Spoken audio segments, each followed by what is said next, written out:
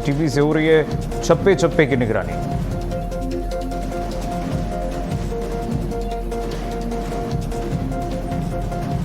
इस मामले में नया मूड, सीबीआई करेगी मौत की जांच। एमपी सरकार ने की सीबीआई जांच की सिफारिश।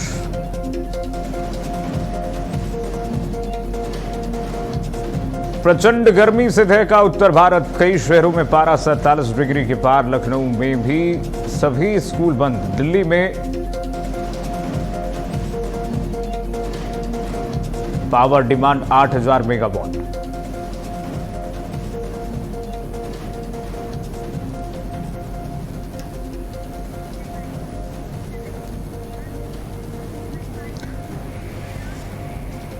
नमस्कार, बहुत स्वागत है आपका भारत अपडेट देख रहे हैं आप। मैं हूं आपके साथ कीर्तिमान सिंह।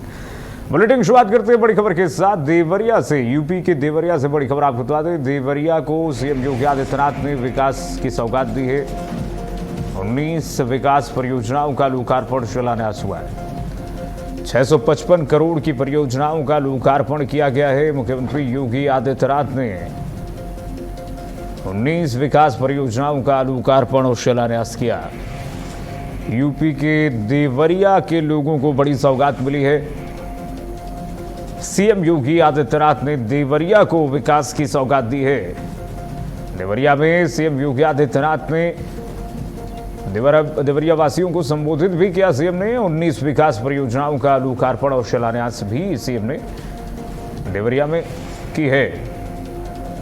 सीएम योगी आदित्यनाथ ने देवरिया को विकास की सौगात दी है। मुख्यमंत्री योगी आदित्यनाथ ने कई परियोजनाओं की सौगात दी।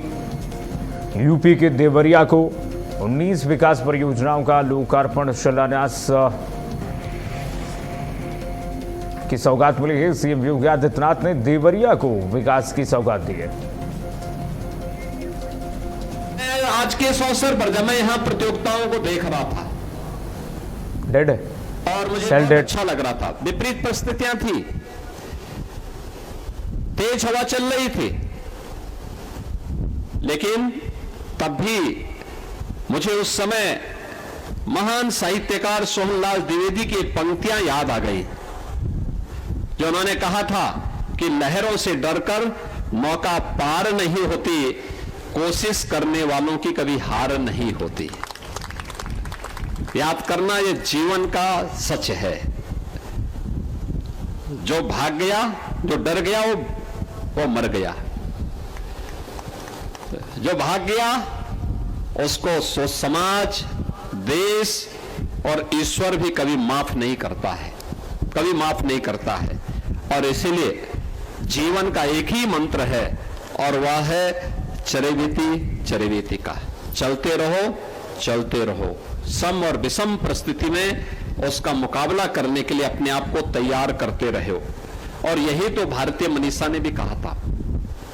हमारे वेदों का उद्घोष भी यही है, सम गच्छध्वम संपदध्वम समनो मनासी जानतम। यानी साथ चलो, साथ सोचो, और लक्ष्य की प्राप्ति के लिए एक साथ मिलकर के आगे बढ़ो। और बढ़ेगा कि लखनऊ से बड़ी खबर आ गई। इस्लामिक सेंटर ऑफ इंडिया से एडवाइजरी जारी की गई है। बकरीद पर 12 सूत्रीय एडवाइजरी जारी की गई है। मौलाना खालिद रशीद फरंगी महली ने यह एडवाइजरी जारी कर दी है। इस्लामिक सेंटर ऑफ इंडिया से एडवाइजरी जारी की गई है। कानूनी रूप से मान्य जानवरों की ही कुर्बानी की जाए। जो एडवाइजरी महली ने जारी की है, इसमें कहा गया है कुर्बानी के फोटो वीडियो सोशल मीडिया पर शेयर न करें। साफ सफाई और स्वच्छता के बेहतर इंतजाम रखें। सड़क और गलियों में कुर्बानी न करें। सड़कों पर नमाज न पढ़ें मुसलमान। इस्लामिक सेंटर ऑफ इंडिया से एडवाइजरी जारी की गई है। बकरीद पर 12 सूत्रीय एडवाइजरी जारी की गई है।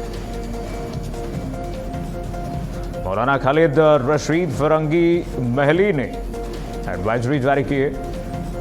कानूनी रूप से मान्य जानवरों की कुर्बानी हो। महली की तरफ से जो एडवाइजरी जारी की गई है, उसमें यह कहा गया है कुर्बानी के फोटो वीडियो सोशल मीडिया पर शेयर न करें। साफ सफाई और स्वच्छता के बेहतर इंतजाम रखें। सड़क और गलियों में कुर्बानी न करें। सौहार्द बनाए रखें।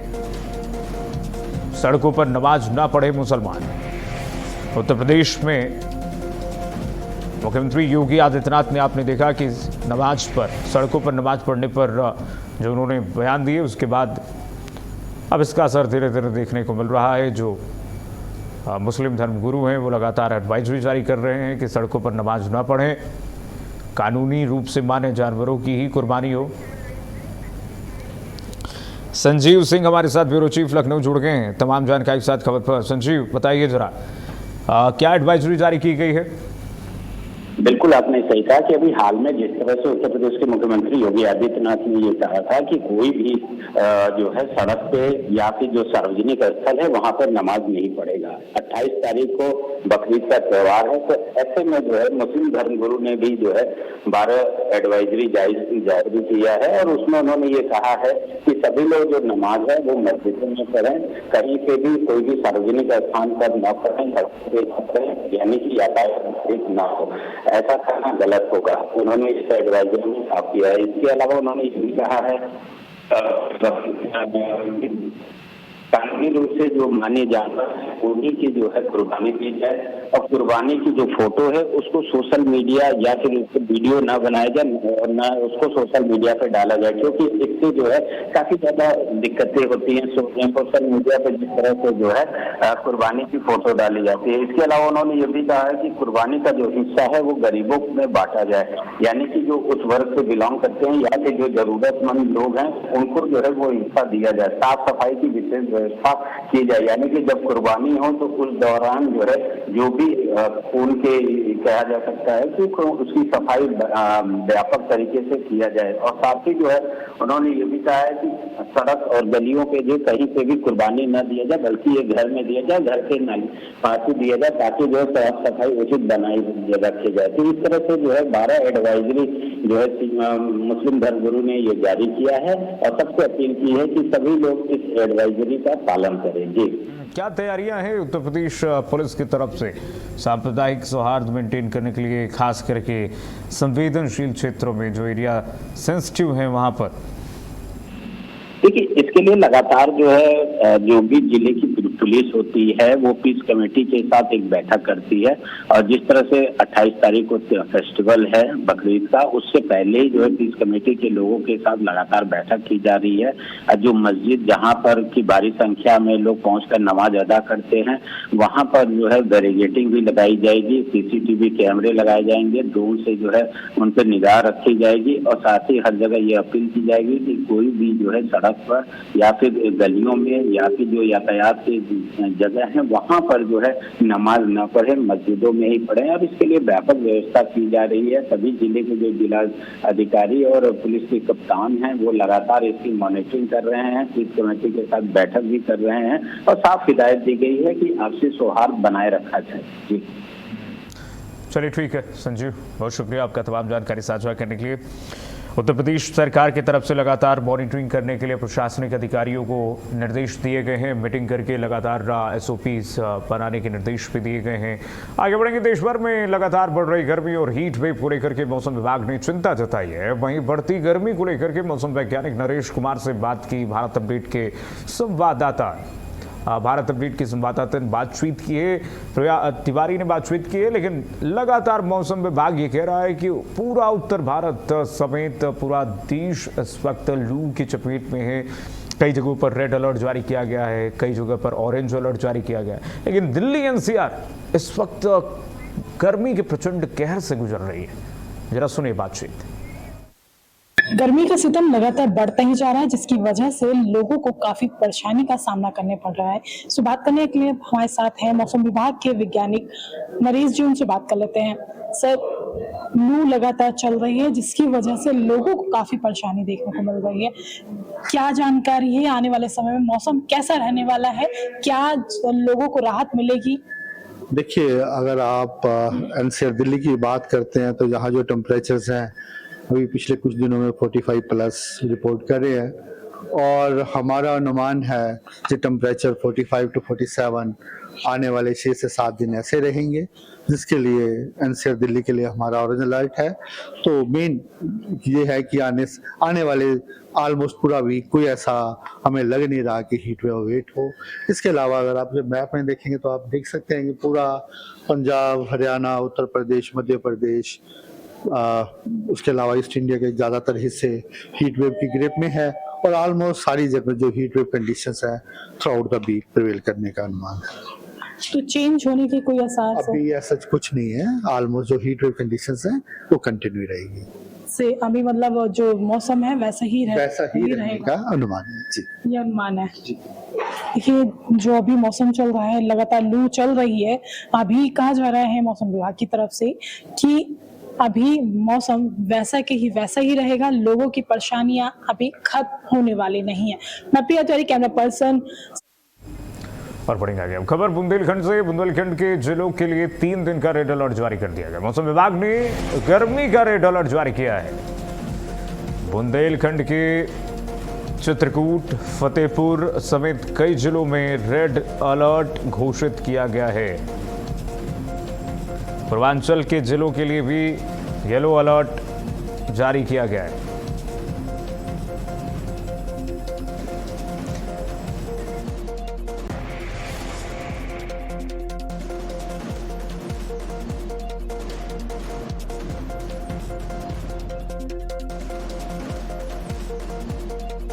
गर्मी का रेड अलर्ट जारी किया है। चित्रकूट, फतेहपुर में भी रेड अलर्ट। पूर्वांचल के जिलों के लिए येलो अलर्ट जारी किया गया है। और बढ़ेगा कि बांदा में भीषण गर्मी और लू का प्रकोप लगातार बढ़ते जा रहा है। तापमान 48.8 डिग्री सेल्सियस के पार पहुंचते ही जनजीवन प्रभावित हो गया है। जिला अस्पताल में डायरिया, बुखार, उल्टी और डिहाइड्रेशन के मरीजों की संख्याएं लगातार तेजी से बढ़ती जा रही हैं। बच्चों और बुजुर्गों पर सबसे ज्यादा असर देखने को मिल रहा है। अस्पताल में अतिरिक्त वाटर कूलर और राहत व्यवस्था की गई है। डीएम अमित आसेरी ने निरीक्षण करके व्यवस्थाओं को मजबूत करने के निर्देश दिए हैं। प्रशासन ने लोगों से दोपहर में बाहर न निकलने और सावधानी बरतने की अपील की है। मौसम विभाग ने अगले 48 घंटे राहत की संभावनाओं से इनकार किया है। खास करके 12 से 4 का जो समय है, दोपहर 12 बजे से शाम 4 बजे तक, बहुत सेंसिटिव है। बाहर निकलने से बचिए। बाहर निकल रहे हैं, अगर आवश्यकता पड़ रही है, बहुत ही सावधानी के साथ निकलें। जो लोग कार्यालय जाते हैं उनकी तो मजबूरी है, जो लोग बाहर कार्य करते हैं उनकी मजबूरी है, लेकिन बहुत ही सावधानी के साथ बाहर निकलने की आवश्यकता है। मौसम बिल्कुल प्रतिकूल है। उत्तर प्रदेश का बांदा सबसे ज्यादा गर्म जिला घोषित किया गया है। टेम्परेचर 50 तक पहुंच रहा है। यहां पे 48, 49 और 50 तक टेम्परेचर यहां पर पहुंच रहा है। मौसम विभाग एक्सपर्ट्स जो सलाह दे रहे हैं उनको मानिए, उसके हिसाब से बाहर निकलिए, उसको फॉलो कीजिए, उसका पालन करें। डिहाइड्रेशन से बचें, पेय पदार्थ लेते रहें।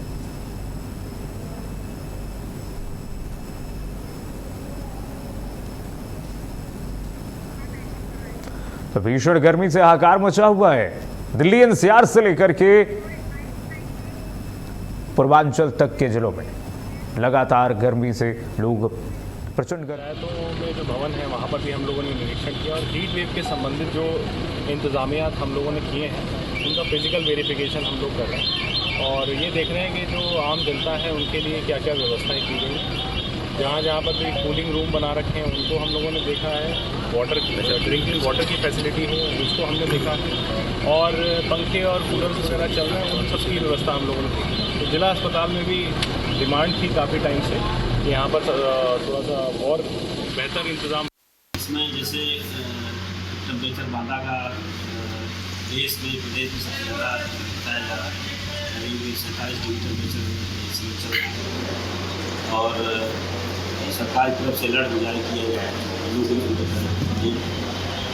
और इसमें जो है हम लोग सभी देशवासियों से, नगरवासियों से, प्रदेशवासियों से यही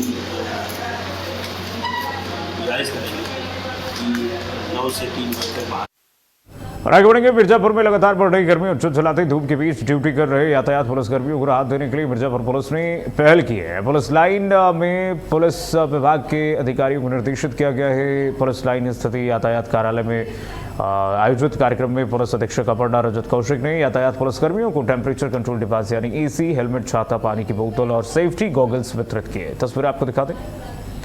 एसपी ने गर्मी से बचने की किट वितरित की है। तस्वीरें यूपी मिर्जापुर से। भीषण गर्मी में ट्रैफिक कर्मियों को बड़ी राहत। एसपी ने वितरित किए हैं एसी, हेलमेट समेत तमाम सुरक्षा उपकरणों की।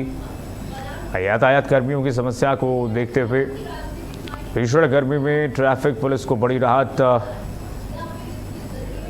एसपी ने वितरित किए एसी, हेलमेट समेत तमाम सुरक्षा उपकरण। यूपी के मिर्जापुर में भीषण गर्मी में ट्रैफिक पुलिस को बड़ी राहत मिली है। एसपी ने वितरित किए एसी, हेलमेट समेत तमाम सुरक्षा उपकरण। तस्वीरें यूपी के मिर्जापुर से।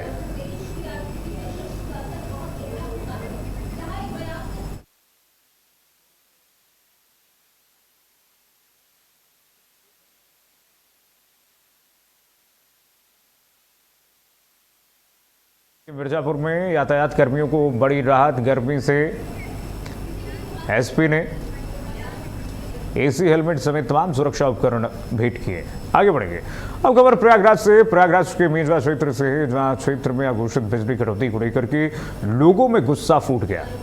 लोगों ने बिजली कटौती को लेकर के बिजली विभाग के अधिशासी अभियंता कार्यालय पहुंच करके जोरदार प्रदर्शन किया। प्रदर्शनकारियों ने हाथों में बैनर, पोस्टर लेकर के, लालटेन लेकर के अनोखे अंदाज में विरोध जताया और बिजली विभाग के खिलाफ जमकर नारेबाजी की। लोगों ने आरोप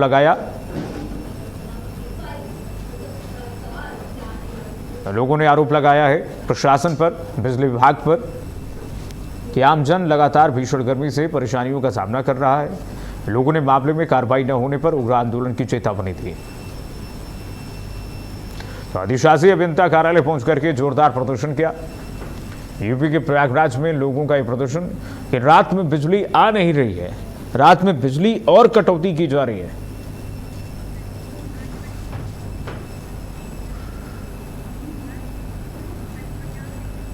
बढ़ेंगे आगे। लखनऊ से बड़ी खबर इस बीच आ गई है। साइकिल से कोर्ट पहुंचे हैं करीब 70 जज। बटलर पैलेस से कोर्ट तक साइकिल लेकर के सभी जज पहुंचे हैं कोर्ट। पीएम मोदी की अपील के बाद साइकिल से पहुंचे हैं सभी कोर्ट ये जज। सभी जजों ने लोगों को ईंधन बचत का संदेश भी दिया। प्रधानमंत्री नरेंद्र मोदी का ऊर्जा बचाओ संरक्षण अपील पर हाईकोर्ट के जज साइकिल से रवाना हुए कोर्ट में एक संदेश दिया लोगों को, ऊर्जा बचाने के संदेश। कारपूलिंग भी की जा रही है जगह जगह। सभी जजों ने लोगों को ईंधन बचाने का संदेश दिया। तस्वीरें आपको दिखा दें। लखनऊ की तस्वीर है। साइकिल से सभी जज जब कोर्ट पहुंचे, करीब 70 जज, तो नज़ारा देखते ही बन रहा था। और जजों ने संदेश भी दिया कि चाहे वो वीवीआईपीज़ हो, चाहे आम आदमी, सब लोग ऊर्जा बचाएं। इस देश में ऊर्जा बचाना सबकी जिम्मेदारी है, नैतिक जिम्मेदारी है। प्रधानमंत्री नरेंद्र मोदी ने अपील जो की है उसका पालन हम सबको करना है। पीएम मोदी की अपील के बाद साइकिल से कोर्ट पहुंचे हैं। बिना तामझाम के सभी अधिकारी कोर्ट पहुंचे हैं जज। ऊर्जा बचाने के संकल्प को दोहराते हुए सभी ने संदेश दिया। बटलर पैलेस से कोर्ट तक साइकिल लेकर के सभी जज निकले। तस्वीरें आपकी टीवी स्क्रीन पर लखनऊ से दिखा रहे हैं। सभी जजों ने एक खास संदेश दिया है आम लोगों को कि ईंधन बचाना बहुत आवश्यक है, खास करके इस वक्त जो युद्ध के जो हालात बने हुए हैं, क्राइसिस के हालात बने हुए हैं, इस स्थिति में हमें ऊर्जा संरक्षण बहुत आवश्यकता है। सभी जजों ने ईंधन बचाने की अपील की।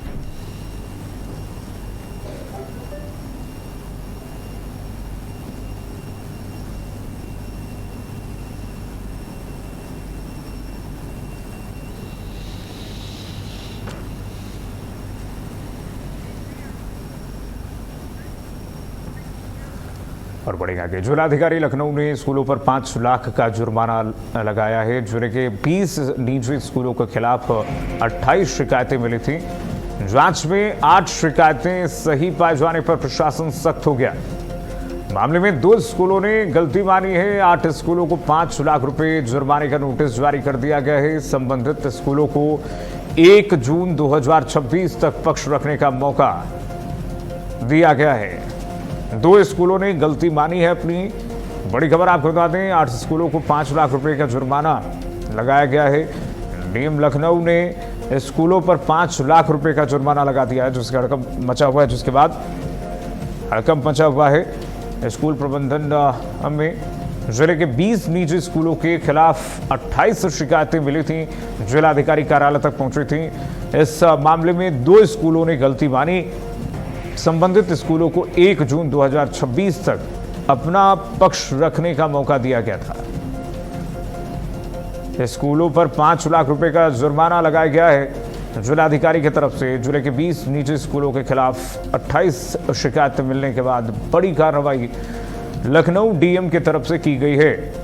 मामले में 2 स्कूलों ने अपनी गलती मानी है।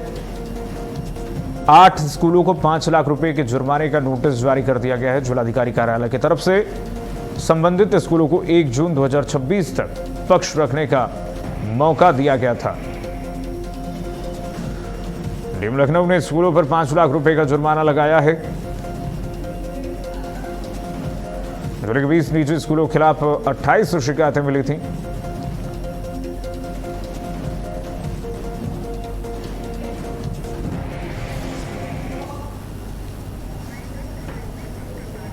शिवपाल जी हमारे साथ जुड़ गए हैं तमाम जानकारी के साथ खबर पर। शिवपाल जी, क्या जानकारी है? जुर्माना लगाया गया स्कूलों के खिलाफ। कीर्तिमान जी, दरअसल फीस विनियमन अधिनियम संशोधन 2020 की समीक्षा बैठक डीएम कर रहे थे, जो कि हर साल किया जाता है। तो ये एक हर साल इस बैठक में ये तय किया जाता है कि कोई शुल्क इस तरह की ना हो कि जो अभिभावकों पर इस तरह पड़े कि उनके ऊपर बोझ हो। तो उसी की समीक्षा के तहत जो डीएम ने जिला शुल्क नियामक समिति की बैठक ली। उस बैठक में 20 स्कूलों के खिलाफ शिकायतें मिली थी, जिसमें लगभग 28 शिकायतें थी और जांच में 8 शिकायतें सही पाई गई, जिसको प्रशासन से लेकर प्रशासन सख्त हुआ। डीएम ने इसको सख्ती से 2 स्कूलों की गलती मानी।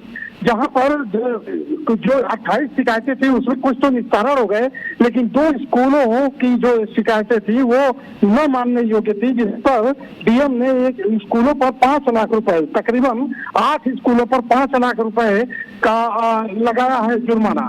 और वो इस आधार पर लगाया है कि जो संबंधित स्कूल थे वो 1 जून 2026 तक उनके पक्ष रखना के लिए भी कहा गया था। और आने वाले जो 28 शिकायतें हैं उनको 1 जून तक अपना पक्ष भी रखेंगे। और जिन 8 स्कूलों पर लगाया गया है ये जुर्माना, उनका जो क्षमा योग्य नहीं थी, क्योंकि उनके पिछले साल भी उनको निर्देश जारी हुआ था, लेकिन उन निर्देशों का वह कहीं न कहीं पालन नहीं किए थे, जिसको देखते ही 8 स्कूलों को एक तरह से ब्लैकलिस्ट किया गया इस समीक्षा के बैठक के तहत। और उन पर 5 लाख रुपए का जुर्माना लगाने के साथ साथ हिदायत भी दी गई है कि आने वाले समय में या आने वाले सेशन में अगर इस तरह की कहीं कोई और इस तरह की शिकायतें अगर पाई गई तो इनकी मान्यता भी रद्द कर दी जाएगी। जी बिल्कुल शिवपाल जी, और ये होना भी चाहिए। प्रशासनिक अधिकारी अगर स्कूलों पर लगाम नहीं कसेंगे, मनमानी करते हैं, स्कूल प्रबंधन द्वारा जो प्राइवेट स्कूल्स हैं लगातार मनमानी करते हैं, अभिभावकों को तंग करते हैं, कमीशन खोरी चलती है, तमाम भ्रष्टाचार का खेल चलता है। बहुत शुक्रिया शिवपाल जी, फिलहाल तमाम जानकारी साझा करने के लिए। कई शिकायतें मिली हैं जिलाधिकारी को, 28 शिकायतें अगर आ गई हैं, उसमें से जिलाधिकारी ने अगर बड़ी कार्रवाई की है तो एक बड़ा संदेश भी जिलाधिकारी ने देने की कोशिश की है कि अगर निजी स्कूल मनमानी करेंगे तो निजी स्कूलों के खिलाफ ऐसी ही कार्रवाई आगे भी जारी रहेगी।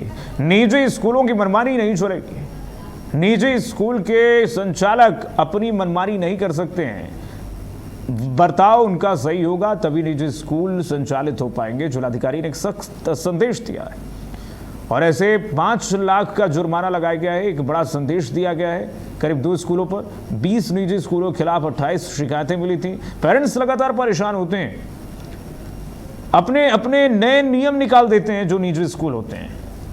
वो शिक्षा विभाग की व्यवस्थाओं को ताक पर रख देते हैं, शिक्षा विभाग के नियमों को ताक पर रख देते हैं, सीबीएसई के नियमों को ताक पर रख देते हैं जिनसे वो संबद्ध होते हैं, आईसीएसई बोर्ड के नियमों को ताक पर रख देते हैं, अपने बोर्ड्स के नियमों को ताक पर रख करके अपने नए नियम डिक्टेटरशिप लगाते हैं। इस पर लगाम लगाना बहुत ज़रूरी था और उसी का संदेश जिलाधिकारी लखनऊ ने दे दिया है। इसी के साथ फिलहाल के लिए बस इतना ही। खबरें लगातार जारी है, देखते रहिए भारत अपडेट।